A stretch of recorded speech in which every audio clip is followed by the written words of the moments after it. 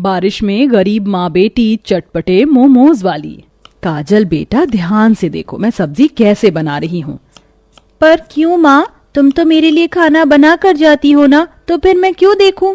बेटा कई बार मैं फैक्ट्री से लेट आती हूँ और सुबह फैक्ट्री के लिए जल्दी जल्दी जाती हूँ, तो जिस वजह से तुझे भूखा रहना पड़ता है, इसलिए मैं तुझे खाना बनाना सिखा रही हूँ ताकि अब मैं कभी जाऊं तो तू भूखी ना रह सके। आस्था के समझाने पर अब काजल अपनी माँ के घर के कामों में मदद करती है और आस्था घर का सारा काम करके फैक्ट्री के लिए चली जाती है। अब बेचारी काजल घर में अकेली थी और अपनी माँ के वापस आने का इंतजार कर रही थी। पर शाम को जैसे ही आस्था फैक्ट्री से निकलने लगती है वैसे ही तेज बारिश होने लगती है। हे भगवान, अब मैं क्या करूं?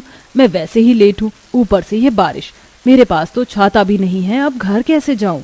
आस्था फैक्ट्री के दरवाजे पर खड़ी होकर बारिश के रुकने का इंतजार कर रही थी कि तभी फैक्ट्री के अंदर से एक औरत छाता लेकर आती है और आस्था से कहती है, अरे बहन, तुम दरवाजे पर खड़ी होकर क्या देख रही हो? घर नहीं जाना क्या? जाना है बहन, पर बाहर बारिश बहुत तेज हो रही है और मैंने लंच टाइम में फैक्ट्री के लड़के को भेजकर मैदा मंगवाया था। अगर मैं बारिश में भीगती हुई गई तो मैदा खराब हो जाएगा। कुछ खराब नहीं होगा, तुम मेरे साथ छाते में चलो। अब आस्था उस औरत के साथ उसके छाते में चली जाती है और बहुत जल्द अपने घर पहुंचती है, जहां वो देखती है कि उसकी बेटी ने आज आस्था के लिए खाना बनाकर रखा है। ये देखकर आस्था को बहुत अच्छा लगता है और वो अपनी बेटी से कहती है, अरे वाह, आज मेरी बच्ची ने मेरे आने से पहले ही खाना बना लिया। पर बेटा तुम्हें तो आज मोमोज खाने थे ना, देखो मैं मोमोज बनाने के लिए सामान लेकर आई हूँ। माँ, आप मोमोज फिर कभी बना देना, आज आप मेरे हाथ का खाना खाकर बताओ। वैसे आज आप बहुत लेट हो गई थी ना, इसलिए मैंने सोचा क्यों ना आज मैं ही खाना बना लूं। अब काजल और आस्था एक साथ खाना बनाने के लिए बैठ जाती हैं, पर तभी आस्था देखती है कि बाहर तेज बारिश हो रही है और बारिश के छींटे घर में आ रहे हैं। इसीलिए आस्था जल्दी से खाने पर से उठकर घर की खिड़की दरवाजे बंद करने लगती है और इसी बीच आस्था का पैर फिसल जाता है और वह दरवाजे के पास गिर जाती है। अब काजल भागते हुए अपनी माँ के पास आती है। क्या हुआ माँ, तुम गिर कैसे गई? कुछ नहीं बेटा, यहाँ पानी गिरा हुआ था, मैंने देखा नहीं और मेरा पैर फिसल गया। माँ, आपको ज्यादा चोट तो नहीं लगी ना? नहीं बेटा, मैं ठीक हूँ, पर मुझसे खड़ा नहीं हुआ जा रहा, लगता है पैर में मोच आ गई है। अपनी माँ को दर्द में देखकर काजल को बहुत दुख होता है और वह बिना कुछ सोचे समझे बारिश में ही भीगती हुई पास के ही डॉक्टर के पास जाती है और अपने साथ डॉक्टर को घर लाती है। डॉक्टर अंकल, ये रही मेरी माँ, एक बार इनका पैर देख लो, मेरी माँ से खड़ा नहीं हुआ जा रहा। वैसे आपकी बेटी बहुत बहादुर है, इतनी तेज बारिश में बिना डरे गंदे पानी में से होती हुई मेरे पास आई और जबरदस्ती मुझे यहाँ लेकर आ गई। जानती हूँ डॉक्टर, इसीलिए तो मुझे अपनी बेटी पर नाज है। वैसे मुझे क्या हुआ है, मैं खड़ी क्यों नहीं हो पा रही हूँ? चोट ज्यादा तो नहीं लगी है ना? आस्था जी, आपको रेस्ट की जरूरत है, आपके पैर में फ्रैक्चर है। मैं तो कहूंगा कि जितनी जल्दी हो सके क्लिनिक जाकर प्लास्टर करवा लीजिए। क्या मेरा पैर फ्रैक्चर हो गया है? हे भगवान, और कितनी अग्नि परीक्षा लेगा तू मेरी। जब आस्था को ये पता चलता है कि उसके पैर में फ्रैक्चर है तो वो बेहद दुखी हो जाती है, क्योंकि अब वो ना तो फैक्ट्री जा सकती थी और ना ही कोई दूसरा काम कर सकती थी। अब इसी तरह से एक हफ्ता बीत जाता है और आस्था के पैरों में प्लास्टर चढ़ जाता है। हे भगवान, कोई रास्ता दिखा, क्या करूं, कैसे बाहर जाऊं? मार्केट सब्जी लेने पूरे रोड पर पानी भर गया और कमबख्त ये बारिश रुकने का नाम भी नहीं ले रही। मैं इतनी बारिश में अपनी छोटी सी बच्ची को भी नहीं भेज सकती। आस्था अपनी किस्मत को कोस ही रही होती है कि तभी उसकी बेटी काजल, जो कि सो रही थी, वह उठ जाती है और अपनी माँ की बातें सुन कहती है, माँ, तुम दुखी क्यों होती हो? तुम ही तो मुझे कहती थी ना कि अब मैं बड़ी हो गई हूँ, आप फिक्र मत करो, मैं मार्केट से सब्जी ले आऊंगी।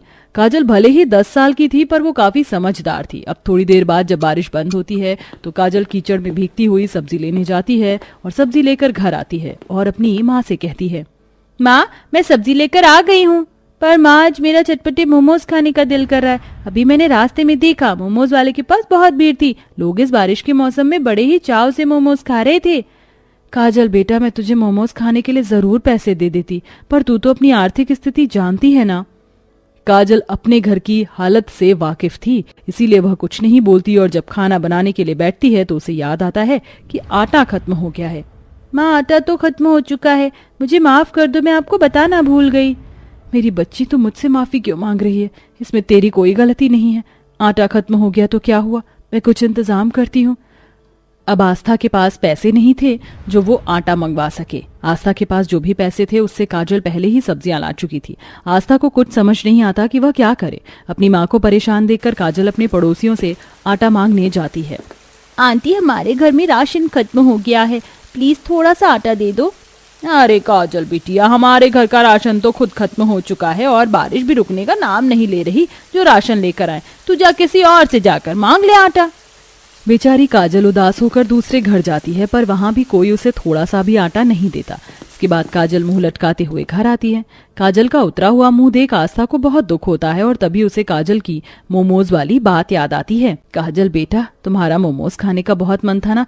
उस दिन भी मैं मैदा मोमोज बनाने के लिए लाई थी, पर यह हादसा हो गया, इसलिए आज मैं तुम्हारे लिए मोमोज बनाऊंगी। इतना बोलकर आस्था बैठे बैठे काजल के लिए घर में रखी मैदा से मोमोज बनाती है, जिसे काजल बड़े ही मजे से खाती है और अपनी माँ से कहती है, माँ, तुम्हारे हाथों में जादू है, जादू। तुमसे अच्छा और स्वादिष्ट मोमोज हमारे पूरे गांव में कोई नहीं बना सकता। कितना अच्छा होता अगर तुम फैक्ट्री में काम ना करके मोमोज बेचने का काम करती, तो मैं चटपटी मोमोज किसी भी टाइम खा लेती, बिना किसी रोक टोक के। काजल के मुंह से अपनी तारीफ सुनकर उसे अपने पति की याद आती है। आस्था के पति को भी उसके हाथों के मोमोज बहुत पसंद थे। ये सोचकर आस्था की आंखें छलक जाती हैं और वह फैसला करती है कि वह इस बारिश में चटपटे मोमोज बेचने का काम करेगी। काजल बेटा, तू बिल्कुल सही कह रही है। मेरे हाथों के मोमोज तेरे पापा को भी बहुत पसंद थे। वो हमेशा मुझसे मोमोज की दुकान खोलने की ही बात करते थे। पर माँ, हम इस बारिश में अपना खुद का मोमोज का काम कैसे शुरू करेंगे? सब हो जाएगा मेरी गुड़िया। तू बस 4-5 बड़े बड़े बांस के डंडे ले आ और एक बड़ी सी पन्नी भी। पर तू ये सब कर तो लेगी ना मेरी बच्ची? माँ, आपकी बेटी बहुत स्ट्रांग है, वो सब कर लेगी। आस्था के कहते ही काजल बिना कोई देरी करे और बिना बारिश के रुकने का इंतजार किए भागती हुई खेत जाती है और वह सारे सामान लेकर आती है जो आस्था ने उसे लाने को बोला था। अब आस्था भी थोड़ा ठीक हो चुकी थी और अपनी बेटी के साथ मिलकर अपने घर के बाहर एक छोटा सा टेंट लगा लेती है और शाम तक मोमोज बनाकर बेचना शुरू कर देती है। आओ आओ आओ, इस बारिश के मजे लो और मेरी दुकान के गर्मा गर्म चटपटे मोमोज खाओ। एक बार खाओगे तो बार बार आओगे। बस 20 रुपए प्लेट, ताजा ताजा गर्मा गर्म मोमोज, जैसे आपको चाहिए, खाइए खाइए चटपटे मोमोज। दोनों माँ बेटी की आवाज सुनकर आसपास के लोग उसकी दुकान पर मोमोज खाने आते हैं और सच में गांव के लोगों को आस्था के हाथ के मोमोज इतने पसंद आते हैं कि वो सब दूर बाजार ना जाकर अब आस्था की दुकान पर ही आते हैं और उसके बनाए मोमोज की तारीफ करते हैं। काकी, सच में आपके हाथ में तो जादू है। इतने टेस्टी और अच्छे चटपटे मोमोज तो मैंने बड़े बड़े रेस्टोरेंट में भी नहीं खाए।